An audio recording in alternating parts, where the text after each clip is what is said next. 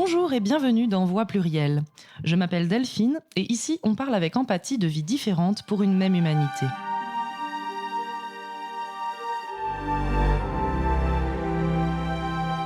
Aujourd'hui, je reçois Sacha et nous allons parler ensemble de synesthésie. Bonjour Sacha, ça va ? Bonjour Delphine, oui ça va, merci. Alors, ma chère Sacha, écoute, je suis ravie de te recevoir aujourd'hui parce que on va pouvoir parler vraiment d'un sujet qui est hyper intriguant, parce qu'il n'y a pas tant de personnes que ça qui l'ont. C'est la synesthésie. Alors, avant de rentrer un petit peu plus dans le vif du sujet, je te propose que tu nous présentes un petit peu qui tu es, ce que tu as envie de nous partager. Moi c'est Sacha, je suis une étudiante dans le milieu du soin. J'ai 23 ans et du coup je connais Delphine depuis une petite année maintenant et on s'entend très bien. Voilà. Oui, oh là là, tu es trop mignonne. C'est vrai. Et d'ailleurs, c'est une très bonne soignante, donc on la remercie. Concernant la synesthésie, eh bien, je vais peut-être redonner une définition, ça me semble être pas mal. Alors, il faut savoir que c'est pas du tout un trouble, c'est pas une maladie, c'est juste une variation de perception du monde. C'est-à-dire que c'est un mode de perception neurologique où les sens sont connectés entre eux. C'est-à-dire qu'on peut faire des liens entre différents sens. Par exemple, on peut voir des couleurs en entendant des sons, associer des lettres à des couleurs, plein de choses. Donc toi, à ton niveau, c'est quel type de synesthésie que tu as ? Alors moi j'associe beaucoup en fait j'ai découvert que j'associais parce qu'à la base je ne savais pas. Mais je vois des couleurs en entendant des sons et en voyant des mots. Donc il y a des mots, en voyant des mots. Il y a des mots, quand je les lis, ils vont avoir une certaine couleur. Et il y a des sons qui vont avoir une certaine couleur, une certaine texture aussi. Mais je peux pas sentir la texture, je la vois. C'est comme quand on voit bien qu'une orange, ça a une texture différente d'un brocoli, par exemple. C'est la même chose.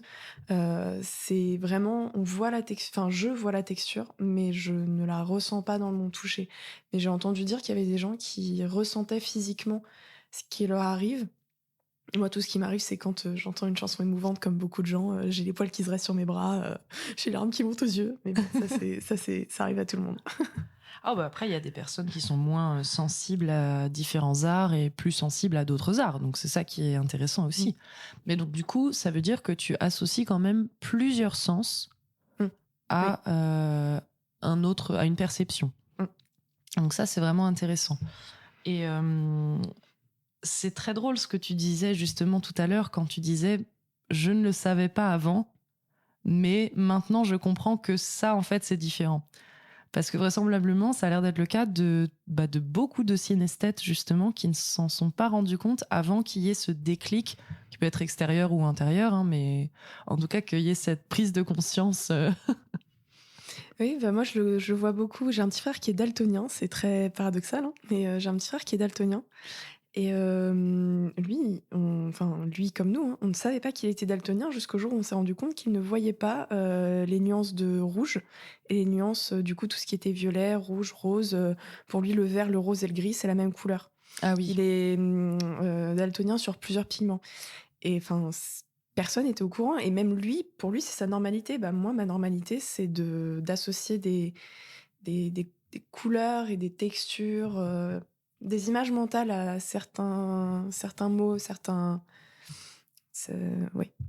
Pardon, désolée. En tout cas, non, mais il n'y a pas de problème. Donc, c'est beaucoup plus riche, en fait, que juste lire un texte. Oui. Tu vas avoir comme une sorte de mini paysage, du coup, coloré, musical, en même temps.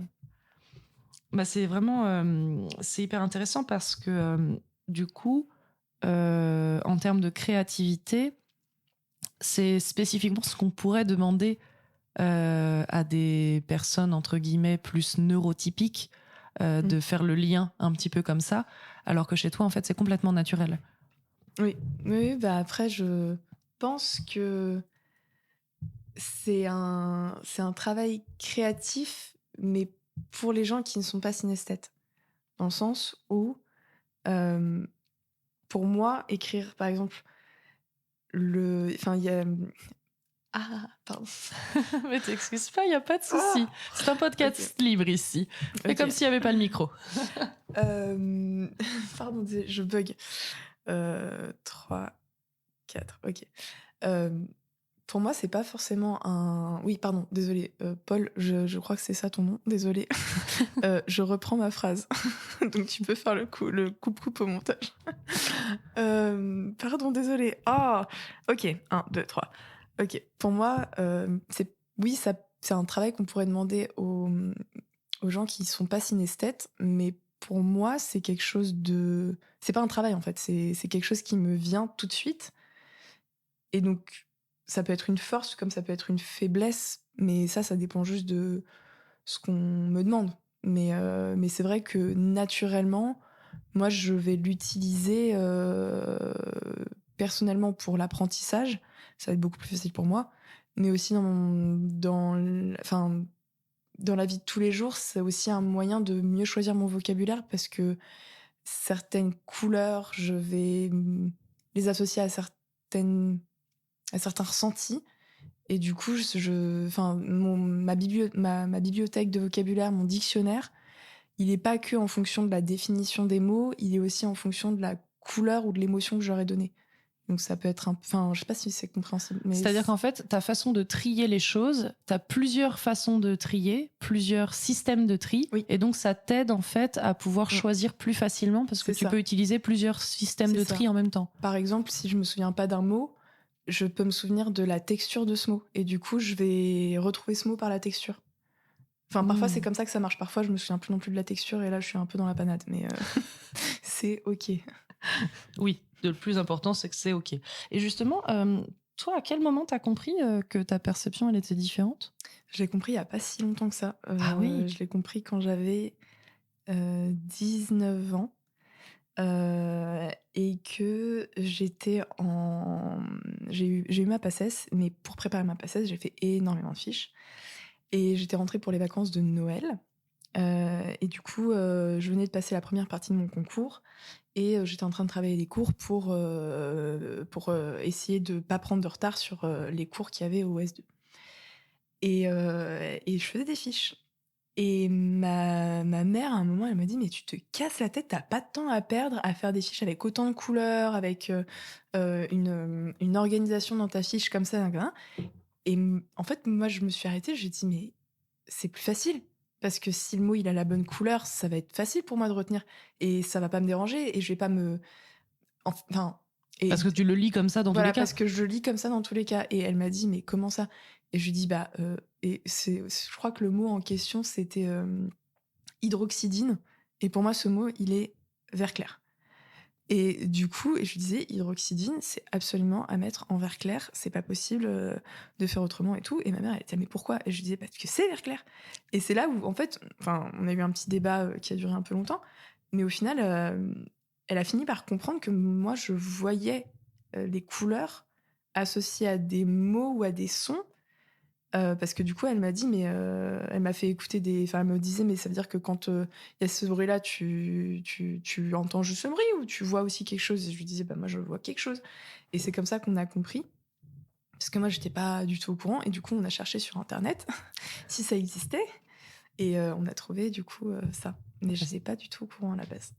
Oui, donc c'est finalement très tardif parce que finalement, comme tu t'en sers de manière naturelle et Oui, que ça t'handicape pas forcément au quotidien, non, bah du coup, c'était un système, juste c'est un ça. système standard de tri, d'organisation, de vie en fait. C'est ça. Après, moi, je sais, j'ai toujours eu un système enfin, je suis autant créative que, un peu hyper psychorigide dans mon fonctionnement. Hmm. C'est lié à mon autisme. Mais du coup, pour mes cours, ma scolarité en général, j'ai toujours été hyper protocolaire. Pas protocolaire scolaire, mais protocolaire vis-à-vis de mon protocole. Et j'avais pas compris jusque-là pourquoi c'était insupportable pour moi de ne pas mettre certains mots dans les bonnes couleurs. Jusqu'au moment où du coup, en discutant avec ma psychiatre, j'ai compris qu'il y avait pas mal de petites choses du quotidien qui étaient hyper angoissantes et désagréables pour moi, qui étaient liées à mon autisme. Du coup, pour la petite anecdote, il y a des mots, si je les mets pas dans la bonne couleur, c'est vraiment une sensation hyper désagréable corporellement. J'ai vraiment l'impression qu'on me frotte avec du papier de verre, qu'il y a un malaise ambiant. C'est vraiment des... Bon, ça, c'est vraiment mon côté autistique. Mais pour dire à quel point le côté synesthésique est présent dans ma perception. Oui. Oui, parce que c'est vrai que moi j'avais lu justement que en termes de fréquence dans la population, il y avait environ 3 à 5% de synesthètes dans la population. Donc c'est plutôt grand quand même, enfin c'est pas négligeable. Hein. Et que du coup c'était plus fréquent chez les profils créatifs, type artistes, musiciens, enfin en tout cas les gens qui touchent à l'art. Et donc ça m'étonne pas du tout que en tant qu'autiste, l'autisme justement, c'est une perception émotionnelle et sensorielle de la vie qui est très fine et beaucoup plus forte dans certaines émotions. Donc c'est logique que la synesthésie puisse aussi être associée à ça d'une manière ou d'une autre. Même si ça n'a aucun lien de cause à effet. On est d'accord. Enfin, je ne suis pas médecin, donc moi non ceci n'est... Oui, mais tu as tout de même ta passesse. Oui, c'est vrai. Donc tu es plus proche du médecin que moi. J'ai niveau 1 sur 12. Mais ouais, c'est vrai que c'est incroyable parce qu'en plus, c'est quelque chose qui est stable dans la vie. Enfin, tu l'as depuis la naissance et tu l'as jusqu'à la fin. Quoi. Donc, c'est juste un fonctionnement de pensée. Enfin, même pas de pensée. C'est intrinsèque à ton être. Oui. C'est ça qui est incroyable. Parce que justement, pour celles et ceux qui étaient là lors de l'épisode que nous avions fait avec Dorine sur la fantaisie, donc c'était le fait de ne pas voir, en tout cas tout ou partie, donc elle c'était vraiment tout, quelque chose dans son esprit. Elle aussi c'était pareil que toi, elle l'a su assez tard parce que au départ ça lui avait pas posé plus de problèmes que ça, parce que c'était son monde, c'était sa façon d'être. Et c'est vrai que c'est pas quelque chose qui peut être vu comme par exemple l'autisme qui est aussi neurodéveloppemental mais qui se frotte beaucoup plus à la société et à sa façon de fonctionner. Là, c'est plus dans le genre de neuroatypie qui se frictionne moins avec la réalité et la société en tant que telle. Donc, mais c'est dingue quand même, hein, parce que... Et je pense, du coup, quand tu disais ton frère qui est daltonien, c'est incroyable d'être un peu masqué pendant aussi longtemps, de pas le savoir. Ah oui, mon frère, on l'a su assez tôt parce que vu qu'il a une absence totale du pigment rouge et une absence relative du pigment vert, ça s'est vu assez tôt parce que y a beaucoup de couleurs qui confondaient parce qu'il n'est pas capable de les voir. Mais c'est vrai que on se demande jamais, on s'est jamais demandé pourquoi on n'a jamais remis en question le fait que le feu ça brûle ou que l'eau ça mouille. Oui. Donc pour moi c'était la même chose. J'ai jamais remis en question le fait que il y a certains sons, c'est telle couleur, telle texture, telles émotions. Ouais. Du coup que j'ai associé à ces textures et ces couleurs. C'est comme si t'étais en fait, ça me fait penser, c'est peut-être un peu bizarre dit comme ça, mais les catalogues de tests des maisons du monde où t'as les petites moquettes et où t'as les petits parquets avec les tissus de différentes couleurs et différentes textures. Donc en fait, dans ton cerveau, tu tries les trucs comme ça aussi. Alors, vous souhaitez récupérer votre information par petit A, sa définition, C'est ça. petit B, sa couleur, petit C, sa texture, petit D, son émotion. C'est à peu près ça. Trop marrant. Et oui, je précise tout de même que ça n'a rien à voir avec des hallucinations visuelles. Hein. C'est juste une perception différente. Donc, je précise tout de même. Hein. On pourrait l'associer à la petite voix dans la tête. Il y a des gens qui ont une petite voix dans leur tête. Moi, j'ai des petites couleurs en plus de la petite voix. Ouais. Voilà. Donc finalement, c'est assez proche du fonctionnement de la fantaisie, en fait. Sûrement. puisque du coup, enfin, ou en tout cas connais les pas. hyperphantésiques aussi qui peuvent voir vraiment. Moi, je sais que je vois très facilement dans ma tête. Je peux presque sentir des trucs au toucher ou à l'odeur, quoi. Je peux me visualiser un monde entier dans ma tête. Et du coup, j'imagine que toi, vu que c'est aussi instinctif, ton monde intérieur a cette richesse Oui. par défaut. C'est juste qu'au lieu d'avoir une maison avec un seul étage de plein pied comme la plupart des gens, toi, tu vas avoir plein d'étages et tu peux choisir à quel étage de ta maison tu te rends. C'est ça. Et est-ce que ça a été des perceptions qui sont stables? Je m'explique. Dans le sens où est-ce que un mot, par exemple, a toujours la même couleur, ou est-ce que ça t'est arrivé que le mot change de couleur et qu'il soit associé à autre chose à un autre moment? C'est une bonne question. Comme ça, je dirais que, vu que je me souviens plus des couleurs que j'avais associées avant, je dirais que si c'est pas la même couleur, c'est la même tonalité. C'est-à-dire si c'était du vert clair, c'est resté du vert, mais c'est peut-être allé vers le plus foncé ou le plus kaki ou le plus ci, le plus ça, mais c'est resté du vert. Après, heu, je par exemple, typiquement, le mot médiocre, c'est un mot avec plusieurs, définitions en fonction de l'époque. Originalement, ça voulait dire dans la moyenne. Actuellement, ça veut dire, nul, vraiment nul.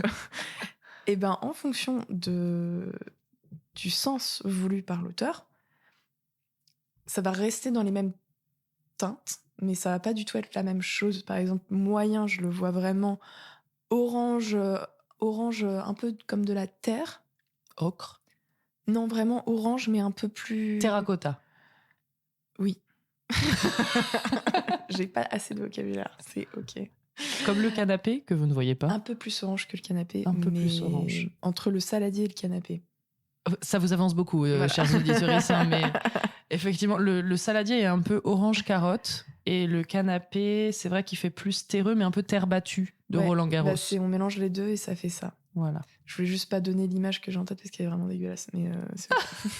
Et médiocre au sens nul, lui, pour le coup, ça va plus être un marron gris brun, c'est toujours Un peu dans le sale. ouais, c'est ça. Hmm. Mais pas de pierre volcanique, pas le gris marron des pierres volcaniques, parce que ça, c'est un beau gris marron. Oui, il faut que ce soit moche. Oui. Oui. Voilà. Du coup, ça associe à l'émotion aussi. Oui. Après, moi, ça a toujours été ça. Ah non, mais je comprends parce que du coup, je pense que c'est peut-être lié aussi à de l'hypersensibilité et peut-être qu'en fait, tu as développé cette hypersensibilité à un niveau supérieur. Peut-être.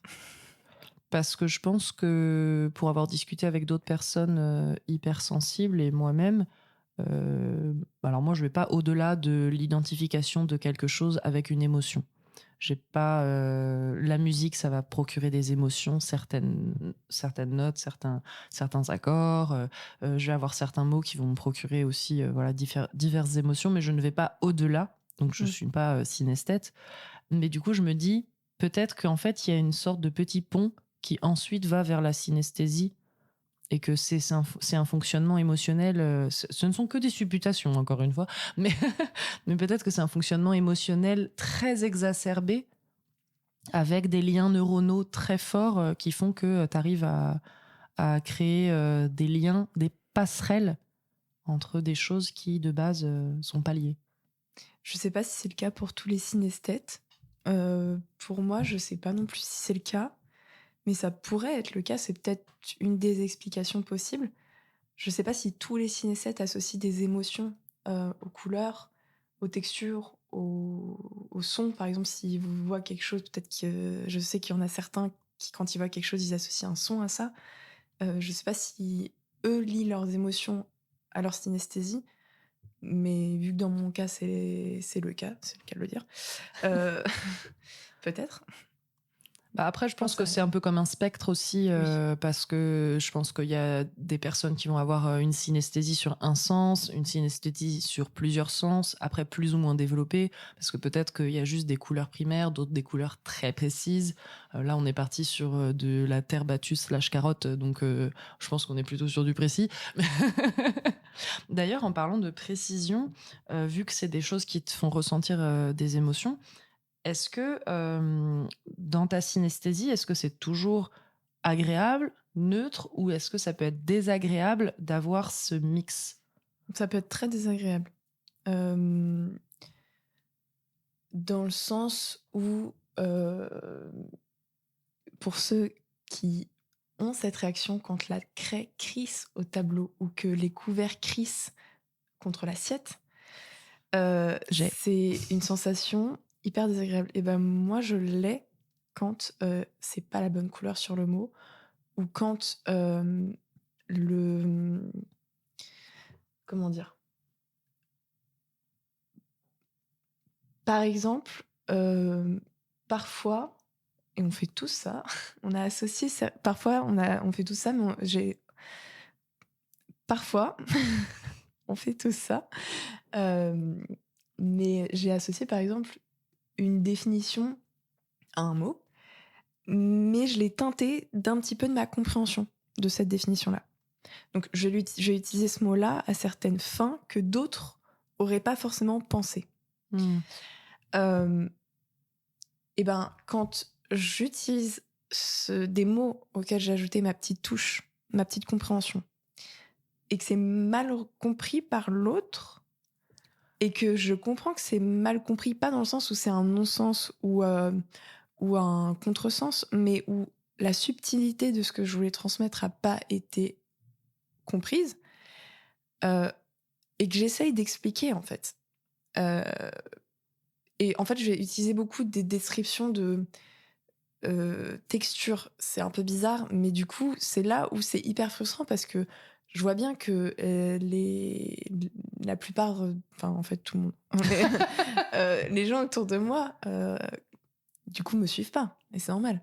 Mais ça peut être très frustrant, et quand c'est pas la bonne couleur avec le bon mot, c'est la même sensation pour moi que la craie au tableau ou les couverts qui crissent dans l'assiette.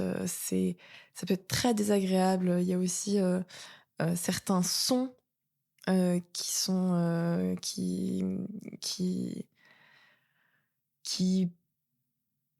en plus de provoquer le frisson que tout le monde peut avoir, c'est vraiment cette espèce de sensation gluante, un peu de... Être emberlificoté dans le son sans pouvoir s'en sortir. Oui, pour ceux qui ont vu les Miyazaki, Miyazaki aime beaucoup jouer avec Ah oui, je vois le les gluant. fluides Ouais. gluants, un petit peu nauséabonds. Un peu dans Chihiro, les sortes de... Oui, dans Princesse Mononoke. Oui, aussi. Oui, les dieux. Il y en a beaucoup. Mm. Un peu ça, mais vraiment en version plus trash, moins glamour. Mm. Et c'est une vision comme ça qui se... Donc ça m'arrive pas souvent, heureusement, mais c'est vrai que... Bah oui, on te le souhaite. c'est pas sympa. Mais du coup, attends, ça me fait penser, tu sais, les trucs de logique où c'est écrit, tu dois lire par exemple rouge, mais en fait, la couleur du mot rouge est bleue. Oui, mais ça, je les ai associés. Ça, du c'est des mots que j'associe aux couleurs parce que quand j'étais petite, j'avais un petit livre pour apprendre à lire. Et du coup, le rouge était écrit en rouge, le bleu était écrit en bleu, le vert était écrit en vert. Donc, les lettres qui formaient le mot étaient toutes de la couleur de ce que le mot décrivait. Donc du coup, ça t'a associé ça en tête. Voilà. Mais justement, quand tu sais les trucs où il faut essayer de lire le plus vite possible le mot qui est pas de la bonne couleur. C'est galère. C'est un peu galère. Mais je pense que c'est comme pour tout le monde. Pour le coup, Justement, est-ce que tu penses que c'est plus de mal galère que n'importe qui pour avoir fait le test avec mes potes. Mais je galère, comme tout le monde. Oui, c'est juste difficile, mais ça te fait pas mal. C'est ça. Ok, bon bah c'est déjà une bonne chose parce qu'on va éviter quand même que tu te fasses des fourchettes à chaque fois. Non. Ce serait bien quand même. Et est-ce que tu penses que les gens, ils ont des idées reçues sur ça? Je pense qu'il y en a certains qui pourraient confondre ça avec la schizophrénie, ce qui n'est pas le cas. D'autres qui pourraient se dire que c'est les fous du bus, les artistes qui ont ça, les incompris. Mmh. Je pense pas. Je pense que c'est plus une force qu'une faiblesse en tout et pour tout, et que ça peut toucher un peu n'importe qui. C'est juste comment on l'utilise dans notre quotidien ou comment on ne l'utilise pas qui va déterminer l'impact que ça a dans nos vies. Mais je trouve pas. C'était quoi la question? C'était oui, pardon, j'ai oublié. C'était est-ce que tu penses qu'il y a des gens qui ne savent pas vraiment de quoi il s'agit, qui ont des idées reçues? Ah oui. Bah, du coup, voilà, j'ai répondu. Désolée, Oui. c'était mon côté TDAH, là, il a popé. Il a fait coucou. Il y a pas de souci, c'est pour ça aussi que c'est un podcast libre. Exactement. Mais c'est vraiment intéressant ce que tu dis parce que, en fait, ça veut dire que c'est quand même quelque chose qui est un peu plus perçu comme, quelque chose, par exemple du cirque, plutôt que comme, un trouble, comme les troubles psy par exemple, qui peuvent être plus, heu, comment dire? Qui peuvent être moins bien, Enfin, pris plus par ces per stigmatisé. plus stigmatisés, exactement. Mmh. Bah, oui, pour moi, c'est pas du tout stigmatisé. Peut-être que certaines personnes le stigmatiseront quand même. Mais pour moi, c'est pas. Enfin, personnellement, j'en ai pas non plus parlé à énormément de gens, donc je peux pas te dire avec 100% de certitude. Mais j'ai jamais connu une personne qui a une réaction d'aversion ou de peur ou d'incompréhension négative à ce sujet. C'est toujours de la curiosité, de l'incompréhension, mais surprise, vraiment pas du tout négative. Donc pour moi, c'est pas. Pour moi, plutôt une chance que ce soit pas Mmh. considéré comme un trouble et plutôt comme une originalité. Oui, un truc un peu: «Oh regardez, elle sait faire C'est ça. ça, Elle sait faire des cocottes en papier, c'est c'est ça. incroyable!» Waouh! Et mince, j'avais une question et elle est partie de mon esprit. C'est intéressant comme concept. C'est pratique. Hem, je vais y arriver évidemment. Oui, mais je vais la retrouver cette question. C'était, en fait, c'était par rapport au fait que, ah oui, c'était la musique, ça y est. Parce que je ne sais pas si tu es musicienne ou pas, parce que c'est Oui, voilà, tu es musicienne. Est-ce que tu es musicienne depuis très longtemps? oui. Oui, donc du coup, en fait, la musique fait partie de ta vie Mmh. depuis toujours. Donc, ça veut dire que ton interprétation de la musique est un petit peu plus lettrée, on va dire, en tout cas, que les personnes qui écouteraient de la musique de manière très naïve. Oui. Et du coup, est-ce que tu te souviens d'un moment où tu avais ces associations musicales sans avoir cette connaissance musicale pour savoir si ça joue sur ta synesthésie? Honnêtement, je me souviens pas. C'était il y a trop tôt. Oui, Hmm. oui, oui. J'ai Ouais. commencé le piano, j'avais 3 ans, Effectivement, donc ça va être dur pour les je ne souvenirs me antérieurs. souviens pas. Désolée. Non, non, mais il n'y a pas de souci. C'était juste que je me posais la question Mmh. parce que moi aussi, je suis musicienne et c'est vrai que pour moi, la musique, il y a des codes, il y a des trucs. Et donc, en plus d'avoir les émotions instinctives, bah, j'ai en plus toute ma culture musicale Mmh. qui m'aide à ressentir encore plus de choses. Donc, justement, je me demandais si toi, bah, le fait que tu aies cette culture musicale, comment ça se symbolise dans ta synesthésie, justement, en ayant cet apprentissage que d'autres personnes n'ont pas forcément. Je pense que, pour répondre au mieux à la question, lors de la première écoute de n'importe quelle œuvre musicale, heu, à moins qu'on me demande de le faire, je suis pas en mode analyse. Je suis pleinement dans le ressenti, dans le vécu, et je contrôle pas.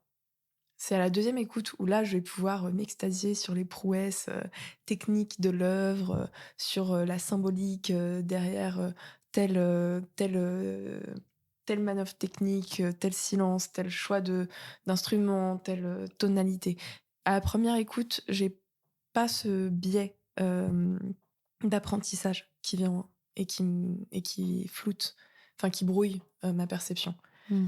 Donc pour moi, il y a enfin et je vois pas de différence entre le moment où j'ai pas interprété et où j'ai pas fait attention aux détails de l'œuvre et le moment où je fais attention aux détails de l'œuvre. S'il y a une différence, elle serait plutôt pour diminuer la synesthésie. Parce que je suis plus en train de réfléchir et moins dans le ressenti. Donc euh, je suis moins pas assommée, mais envahie par mes ressentis et mes perceptions. Ah oui. Ah oui. Et est-ce que, justement, quand il y a des chansons avec des paroles, est-ce que le fait que toi, tu associes tes propres mots, tes propres couleurs à la musique, s'il y a des gens qui ont mis des paroles qui sont pas les bonnes, est-ce que ça change quelque chose pour toi? Et le fait aussi, est-ce que tu as de la synesthésie aussi dans d'autres langues? Oh, très bonne question. Alors, concernant les mauvaises paroles, ça dépend. Si c'est une réinterprétation qui me plaît, je vais faire comme si c'était un nouveau morceau et donc tout recommencer à zéro. Si ça ne me plaît pas, ça va être la sensation des ongles sur le tableau. Voilà. C'est très subjectif. Euh, Même si, à la première écoute, si j'aime l'œuvre et que je laisse à cette réinterprétation une chance d'écoute de mon côté, hein, euh, même si je lui laisse cette chance d'écoute, je vais quand même avoir ce truc de ah, mais ah. Mais au final, vu que je vais essayer vraiment de faire un travail de j'accepte que c'est un nouveau chapitre, une nouvelle version de la même chose, je vais essayer de laisser la page aussi blanche que possible. C'est juste, ça va être compliqué. Mais la trame de fond, par exemple, si la musique est samplée et que c'est juste des paroles différentes, la trame de fond va être identique. C'est juste qui va s'associer à cette trame-là qui va différer. Mais je vais m'attendre à retrouver les mêmes associations. C'est juste, je vais apprendre à laisser place aux nouvelles. Et pour ce qui est des langues, oui. Pardon, c'était très. En fait, j'ai réfléchi pendant tout le reste de ma réponse à ça. Pardon. Oh là là, j'étais un peu brutale. Non, mais c'était très drôle parce que du coup. Pour ce qui est des langues, oui, aussi. Une fois que je suis suffisamment à l'aise. Une... 1, 2, 3. Une fois que je suis suffisamment à l'aise dans une langue, je vais avoir cette synesthésie qui va venir très naturellement. Tant que je suis encore dans l'apprentissage actif et permanent de la langue, la synesthésie va s'impliquer pour mieux retenir les mots. Mais c'est pas en entendant un mot que je ne connais pas prononcé par quelqu'un que je vais me dire « Oh, telle couleur, tel truc ». Je vais juste, à la limite, me dire agréable ou pas dans la texture. Mais c'est tout. Donc, tu as une priorisation au niveau de la texture, vraisemblablement. Oui. Et du coup, est-ce que ça t'est arrivé d'avoir des mots qui veulent dire la même chose, même si traduire, c'est trahir, donc on n'a jamais vraiment exactement pareil, mais qui veulent globalement dire la même chose et qui sont pas de la même couleur? Ou pas de la même texture? Non. Donc, globalement, il y a vraiment cette... oui. C'est le sens... qui fait sens pour la couleur, sens pour la traduction, sens pour la texture. Alors les textures, c'est différent, parce que les textures, ça va aussi jouer sur la sonorité. Il y a des sonorités qui seront plus granuleuses. L'allemand. D'autres... non, mais même dans les mots de la langue française. Oui, mais c'est juste le cliché de l'allemand qui est très rugueux, mais bon. Malheureusement, je n'ai jamais fait d'allemand. Il y a d'autres textures qui seront plus onctueuses, d'autres plus aériennes, d'autres un peu plus moelleuses, sèches, humides. C'est en fonction de... Quand j'écoute le mot, je vais ressentir cette texture-là. Donc ça va être... Quelle que soit la personne qui prononce ? Oui. Et quelle que soit la langue. Quel que soit aussi le son. Ok. Donc oui, quelle que soit la tessiture aussi, si c'est un homme, une femme, grave, aigu, etc. Oui, je vois. Enfin, je ne vois pas, mais je veux dire, je conçois ce que tu veux dire. Et ça, pour le coup, c'est très spécifique au... Disons que c'est comme les camions. Les camions, quand on voit un camion, on sait tout ce que c'est un camion. Pourtant, c'est pas tous les mêmes camions, ceux qui circulent. Oui. Pour un même mot, la tessiture va changer en fonction de la personne. Donc mais c'est un camion. Mais ça reste un camion.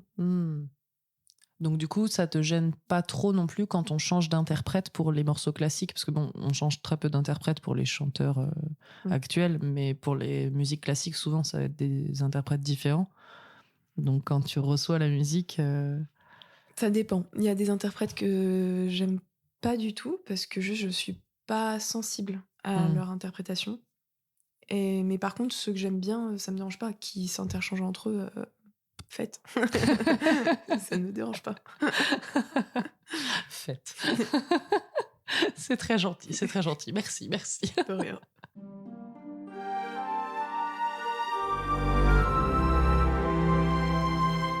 La semaine prochaine. Ma chère Sacha, écoute, je te propose que maintenant qu'on a un petit peu plus défini ce que c'était la synesthésie, enfin en tout cas de ton point de vue aussi principalement, je te propose qu'on essaye d'expliquer un peu à nos auditrices comment tu vis avec tout ça. Parce qu'il y a plein de choses dans la vie. Et comme la vie personnelle, la vie professionnelle, la vie sociale, la vie émotionnelle, ça fait beaucoup de vie. Oui. Et justement, est-ce que ton fonctionnement donc de synesthète, est-ce que ça influence ta vie quotidienne ? Ce podcast vous a été présenté grâce à la solution de diffusion de podcasts Castopod.